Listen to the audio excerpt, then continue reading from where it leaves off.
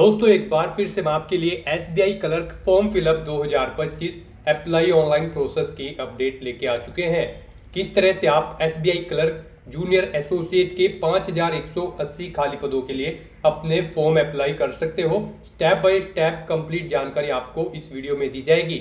Last date की update है, केवल 4 दिन शेष रह गए हैं। आप जल्द से जल्द अपने फॉर्म अप्लाई कर ले, कहीं मौका हाथ से छूट न जाए। अंतिम समय में आपको किस प्रकार से अपना फॉर्म अप्लाई करना होगा, कैसे अपना फॉर्म आपको रिजेक्ट होने से बचाना होगा, किन किन बातों को ध्यान में रखते हुए अपना फॉर्म फाइनली सबमिट करना होगा। फॉर्म अप्लाई करते समय अगर आपके सामने कोई भी टेक्निकल प्रॉब्लम आ रही है तो उसका हल भी आपको इस वीडियो में मिल जाएगा।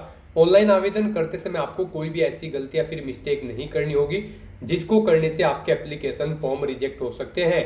फॉर्म अप्लाई करते समय आप अपनी क्वालिफिकेशन की डिटेल किस प्रकार से फिल करोगे, कैसे अपनी बेसिक इन्फो दोगे, लाइव फोटो कैप्चर आप किस तरह से करोगे, सिग्नेचर और डॉक्यूमेंट्स आप कैसे और कितने केबी में अपलोड करोगे, किस तरह से फीस पेमेंट करते हुए रजिस्ट्रेशन से लेकर प्रिंट तक अपना फॉर्म अप्लाई करोगे।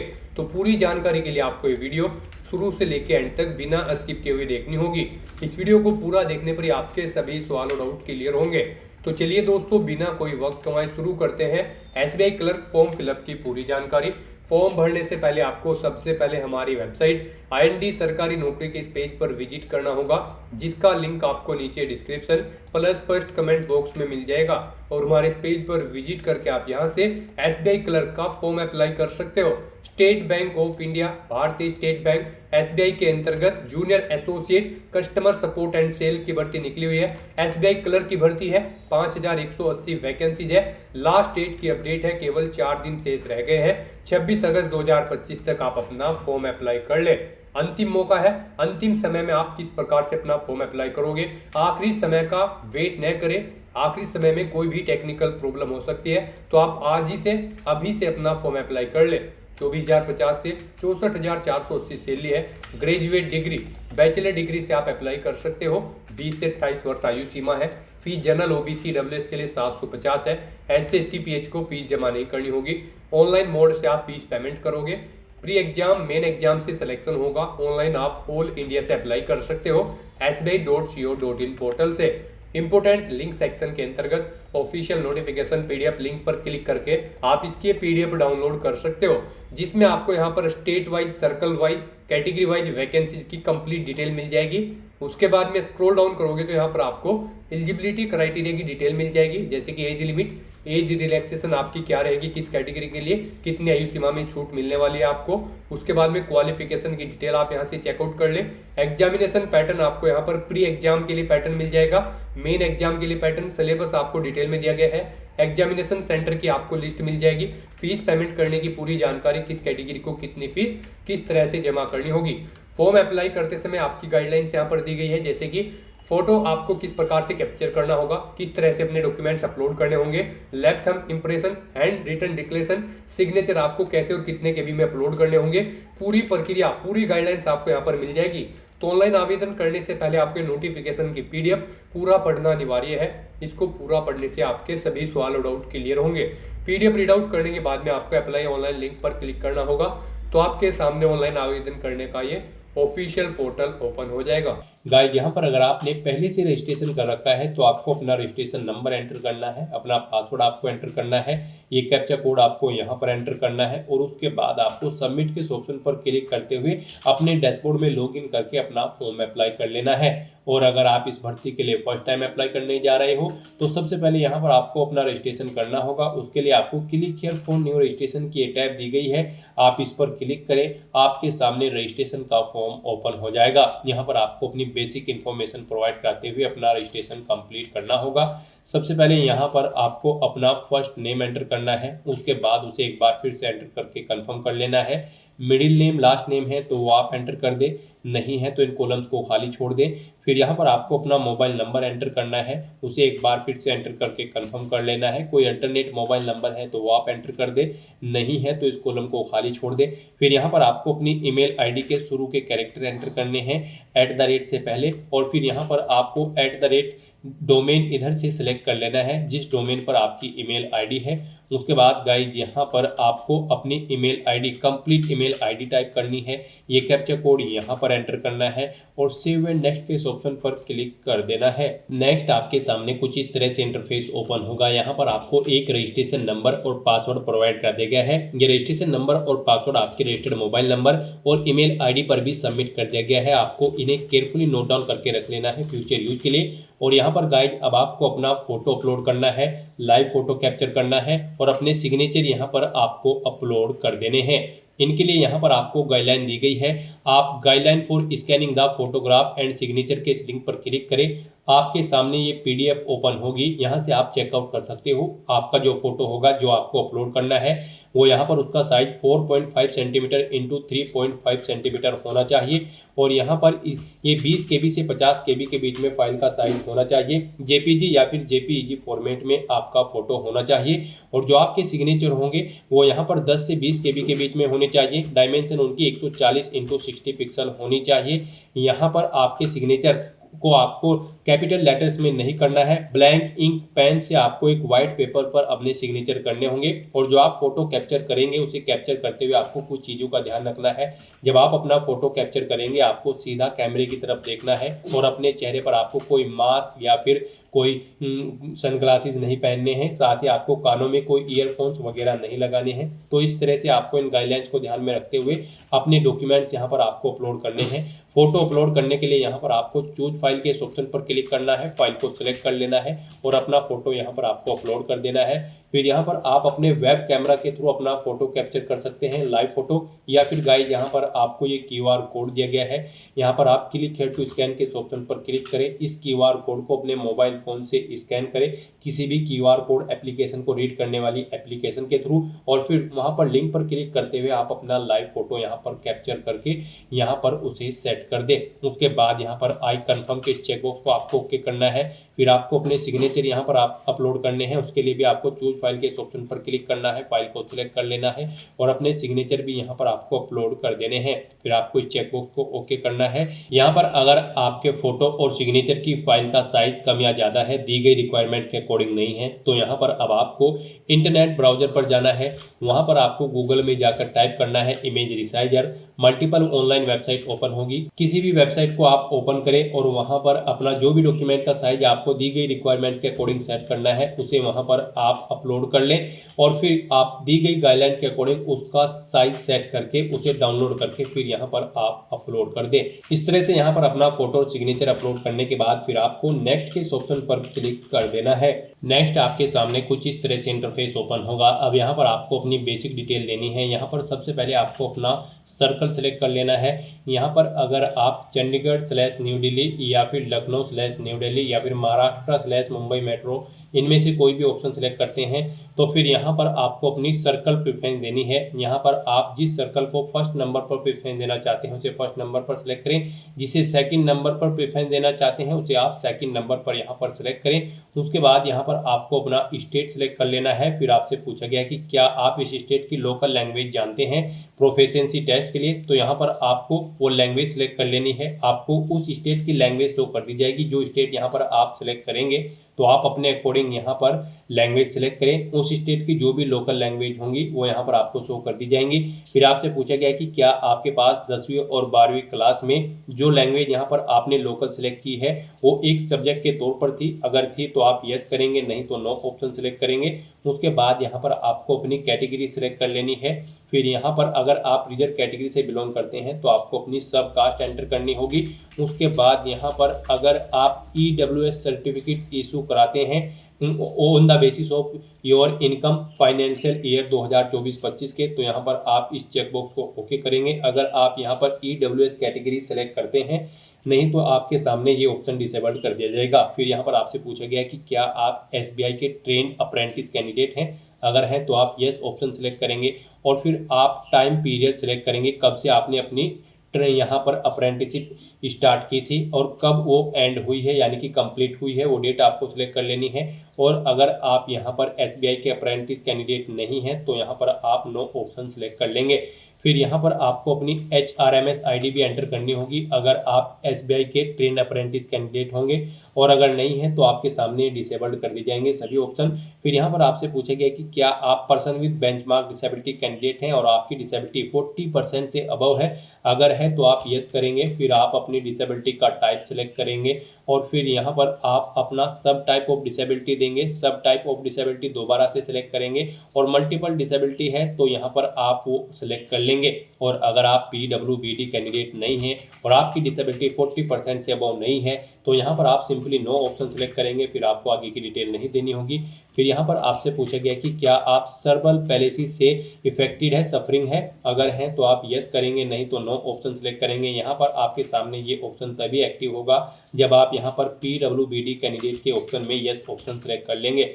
फिर गाइज यहाँ पर आपसे पूछा गया है कि क्या यहाँ पर आपको स्क्राइब की ज़रूरत पड़ेगी, अगर आप PWD कैंडिडेट होंगे तो यहाँ पर आप यस या नो अपने अकॉर्डिंग ऑप्शन सेलेक्ट करेंगे। उसके बाद यहाँ पर आपसे पूछा गया कि क्या आप person with specified disability cover करना चाहते हैं under the definition of section 2, अगर चाहते हैं तो यस करेंगे और फिर आप उसकी डिटेल देंगे, नहीं चाहते हैं तो आप नो ऑप्शन सेलेक्ट कर लेंगे।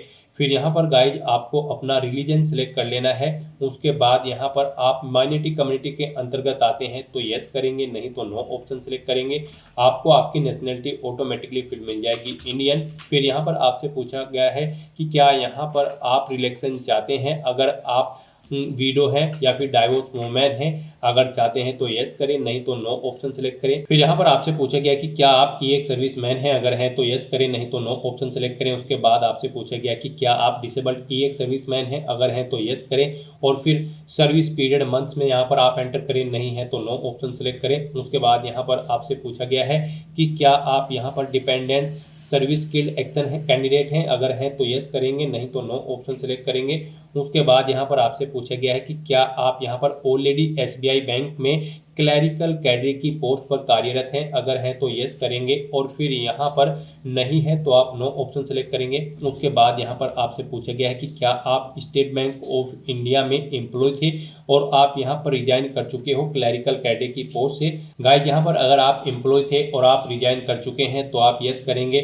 और आप एम्प्लॉय नहीं थे तो आप यहाँ पर नो ऑप्शन सेलेक्ट कर लेंगे। फिर यहाँ पर आपसे पूछा गया कि क्या आपका कोई डिफॉल्ट रिकॉर्ड है यहाँ पर लोन या क्रेडिट कार्ड पे करते हुए, अगर है तो आप यस करेंगे, नहीं तो नो ऑप्शन सेलेक्ट करेंगे। फिर यहाँ पर आपसे पूछा गया है कि क्या आपके कैरेक्टर को लेकर आपकी कोई रिपोर्ट की गई है, अगर की गई है तो आप यस करेंगे और नहीं की गई है तो यहाँ पर आप नो ऑप्शन सेलेक्ट कर लेंगे। उसके बाद यहाँ पर आपको अपना स्टेट सेलेक्ट कर लेना है प्री एग्जाम के लिए। जहां पर आप प्री एग्जाम में अपना सेंटर लेना चाहते हैं तो प्री एग्जाम के लिए पहले यहां पर आप स्टेट सेलेक्ट करें, उसके बाद यहां पर आपको स्टेट कोड शो कर दिया जाएगा। फिर यहां पर आपको अपना प्री एग्जाम के सेंटर सेलेक्ट कर लेने हैं। यहाँ पर आपको दो चॉइसेस दी गई है, आप अपनी चॉइस के अकॉर्डिंग कोई भी दो एग्जामिनेशन सिटी यहाँ पर सेलेक्ट करें। यहाँ पर आपको पहले स्टेट सेलेक्ट कर लेना है, उसके बाद आपको एग्जाम सिटी सेलेक्ट कर लेनी है प्री एग्जामिनेशन के लिए। ऐसे ही फिर यहाँ पर आपको मेन एग्जाम के लिए भी स्टेट सेलेक्ट कर लेना है और उसके बाद यहाँ पर आपको सिटी सेलेक्ट कर लेनी है। यहाँ पर भी आपको दो चॉइसेस प्रोवाइड कराई गई है, आप यहाँ पर अपनी चॉइस के अकॉर्डिंग दो एग्जाम सिटी सेलेक्ट कर लें जहाँ पर आप एग्जाम में पार्टिसिपेट करना चाहते हैं। प्री और मेन दोनों एग्जाम के लिए आपको दो दो एग्जाम सिटी यहाँ पर सेलेक्ट कर लेनी होगी। फिर यहाँ पर आप एग्जाम के टाइम कौन सी अपनी आईडी लेकर जाएंगे अपने साथ, तो यहाँ पर आपको ये इस चेकबॉक्स को ओके करना है। फिर आपको अपना आईडी प्रूफ सेलेक्ट कर लेना है, जैसे कि पासपोर्ट या फिर आधार कार्ड या फिर पैन कार्ड या फिर ड्राइविंग लाइसेंस। यहाँ पर आप अपने अकॉर्डिंग ऑप्शन सेलेक्ट करें, अपनी उस आईडी प्रूफ का नंबर यहाँ पर आप एंटर करें। फिर यहाँ पर आपसे पूछा गया है कि यहाँ पर आप अपना प्री और मेन एग्जाम का पेपर किस लैंग्वेज में चाहते हैं, English and Hindi, English and Urdu. आपके स्टेट की लोकल लैंग्वेज के अकॉर्डिंग यहाँ पर आपको ऑप्शन शो होंगे, आप अपने अकॉर्डिंग ऑप्शन सेलेक्ट करें जिस लैंग्वेज में यहाँ पर आप अपना एग्जाम पेपर चाहते हैं। फिर यहाँ पर आपको अपनी डेट ऑफ बर्थ सेलेक्ट कर लेनी है, पहले डे फिर मंथ और फिर ईयर। उसके बाद आपको अपना जेंडर सेलेक्ट करना है। फिर आपसे पूछा गया है कि क्या आपके जुड़वा भाई बहन हैं, अगर हैं तो आप यस करें, उनका जेंडर सेलेक्ट करें, उनका नाम यहाँ पर आप दें, नहीं है तो यहाँ पर आप नो ऑप्शन सेलेक्ट करेंगे, ये ऑप्शन आगे के आपके सामने डिसेबल्ड कर दी जाएंगे। फिर आपको अपना मैरिटल स्टेटस यहाँ पर सिलेक्ट करना है, आप मैरिड हो या फिर अनमैरिड या फिर विडो या फिर डाइवोर्स, आप अपने अकॉर्डिंग ऑप्शन सेलेक्ट करें। अपना आधार कार्ड नंबर यहाँ पर आप एंटर करें और फिर यहाँ पर क्या आप अपना आधार वेरिफिकेशन के लिए सहमति प्रदान करते हैं तो उसके लिए यहाँ पर आपको येस या नो ऑप्शन सेलेक्ट कर लेना है। उसके बाद यहाँ पर गाइज आपको अपने फादर का नाम एंटर करना है, फिर यहाँ पर आपको अपने फादर का मिडिल नेम एंटर करना है, लास्ट नेम है तो वो आप एंटर कर दें। मदर का भी first name, middle name, last name यहाँ पर आप एंटर कर दें। मैरिड है तो यहाँ पर आप अपने हस्बैंड या फिर वाइफ का फर्स्ट नेम, मिडिल नेम या फिर लास्ट नेम यहाँ पर एंटर कर दें। फिर यहाँ पर गाइज आपको अपना कोरोस्पोंडेंस एड्रेस एंटर करना है, यहाँ पर आप अपना कोरोस्पोंडेंस एड्रेस एंटर करें। उसके बाद यहाँ पर आपको अपना परमानेंट एड्रेस एंटर करना है और अगर आपका परमानेंट एड्रेस आपके कोरोस्पोंडेंस एड्रेस के अकॉर्डिंग सेम है तो यहाँ पर आप same as address for correspondence में इस चेकबॉक्स को ओके कर दें। ऑटोमेटिकली आपका परमानेंट एड्रेस आपके कोरोस्पोंडेंस एड्रेस के अकॉर्डिंग फिल हो जाएगा। इस तरह से अपने डिटेल फिल करने के बाद फिर यहाँ पर आपको अपना जीएसटी इनवॉइसिंग एड्रेस सेलेक्ट करना है, जिस एड्रेस पर आप इस भर्ती प्रोसेस के दौरान कम्युनिकेट करना चाहते हैं। फिर यहाँ पर आपको आपकी कैटेगरी के अकॉर्डिंग एप्लीकेशन फीस का अमाउंट शो कर दिया जाएगा। यहाँ पर अगर आप रिजर्व कैटेगरी से बिलोंग करते हैं तो आपको कोई फीस जमा नहीं करानी है। इस तरह से अपनी सभी डिटेल्स यहाँ पर प्रोवाइड करने के बाद गाइस आपको वैलिडेट योर डिटेल के इस ऑप्शन पर क्लिक करना है, अपनी सभी डिटेल्स को वैलिडेट कर लेना है और फिर आपको सेव एंड नेक्स्ट के इस ऑप्शन पर क्लिक कर देना है। नेक्स्ट यहाँ पर आपको अपनी क्वालिफिकेशन, एक्सपीरियंस और लैंग्वेज की डिटेल प्रोवाइड करनी है। गाइस यहाँ पर इस भर्ती में पार्टिसिपेट करने के लिए आपके पास ग्रेजुएट डिग्री होनी जरूरी है।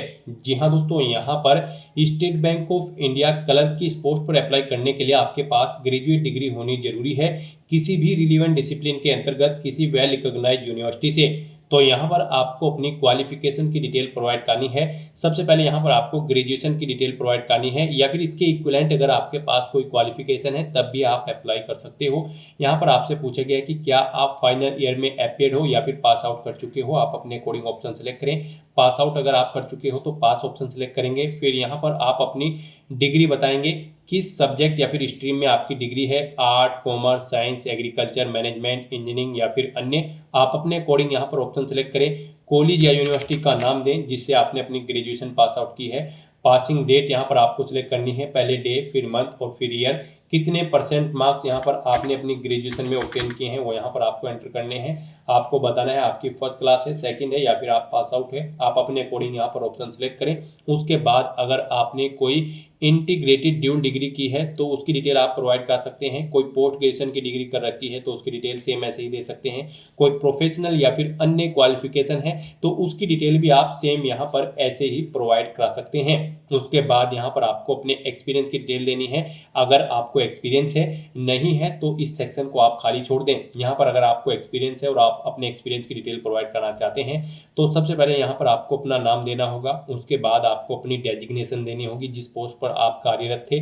यहाँ पर आप अगर फिलहाल कब से कब तक आप कार्यरत थे वो डेट यहाँ पर आपको सिलेक्ट कर लेनी है, डे, मंथ, ईयर और कब तक आप कार्यरत थे वो डेट यहाँ पर आपको सिलेक्ट करनी है। फिर आपको नेचर ऑफ ड्यूटी यहाँ पर देनी है, जॉब छोड़ चुके हैं तो उसे छोड़ने का कारण यहाँ पर आपको देना है।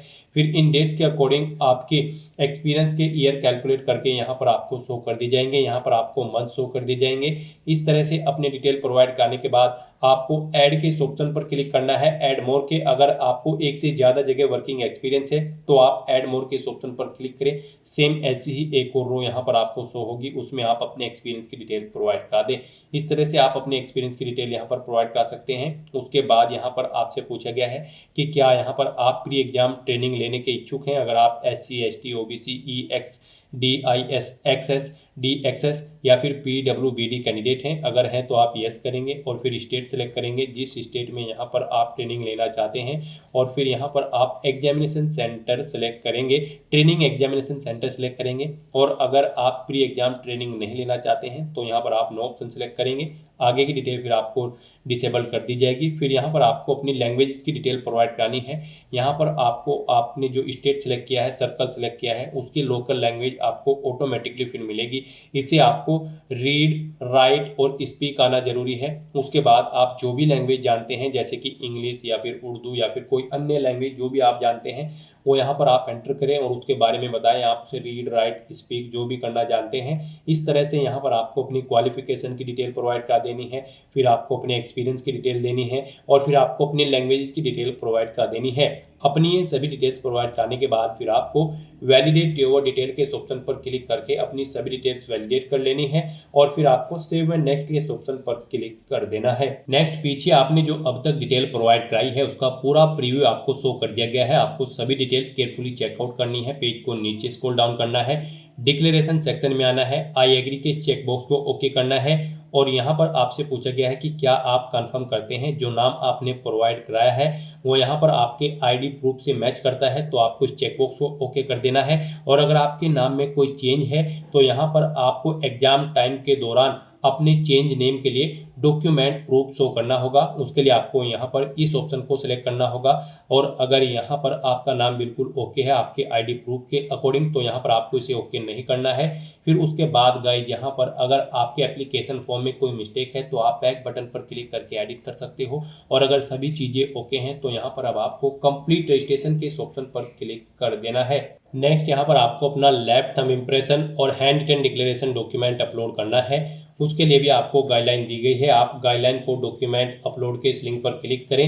यहाँ पर आपके सामने यही पीडीएफ ओपन होगी, यहाँ से आप चेकआउट कर सकते हो। आपका जो लेफ्ट थंब इम्प्रेशन होगा वो यहाँ पर आपको एक वाइट पेपर पर ब्लैक या फिर ब्लू इंक से करना है और उसका फॉर्मेट आपकी फाइल का जेपीजी या फिर जेपीजी होना चाहिए। डायमेंशन यहाँ पर आपके जो लेफ्ट थंब इम्प्रेशन की होगी वो 240 × 240 पिक्सल में होनी चाहिए। फाइल का साइज आपकी इसकी 20 KB से 50 KB के बीच में होना चाहिए और जो आपका हैंड रिटन डिक्लेरेशन डॉक्यूमेंट है वो आपको इंग्लिश में टाइप करना है व्हाइट पेपर पर ब्लैंक इंक पेन से। फाइल का टाइप यहाँ पर जेपीजी या फिर जेपीईजी होना चाहिए। डायमेंशन उसकी 10 सेंटीमीटर × 5 सेंटीमीटर विड्थ और हाइट होनी चाहिए। 50 KB से 100 KB के बीच में आपकी इस फाइल का साइज होना चाहिए। तो इन गाइडलाइंस को ध्यान में रखते हुए आपको अपने डॉक्यूमेंट अपलोड करने हैं।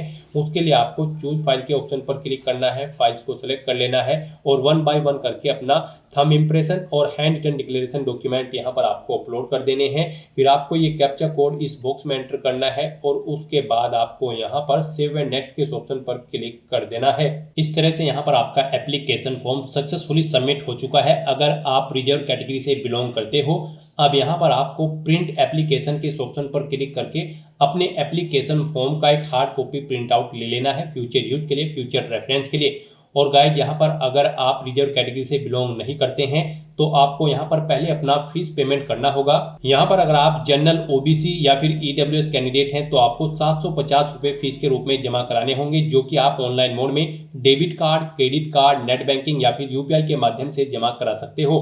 और अगर आप SC, ST, PH कैंडिडेट हैं तो आपको फीस जमा नहीं करानी है, आपका फॉर्म सबमिट हो चुका है।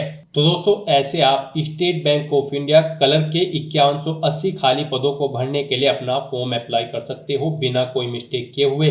आज की इस वीडियो में बस इतना ही। आई होप ये वीडियो आपको पसंद आई होगी।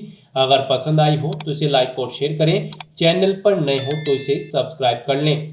Thanks for watching.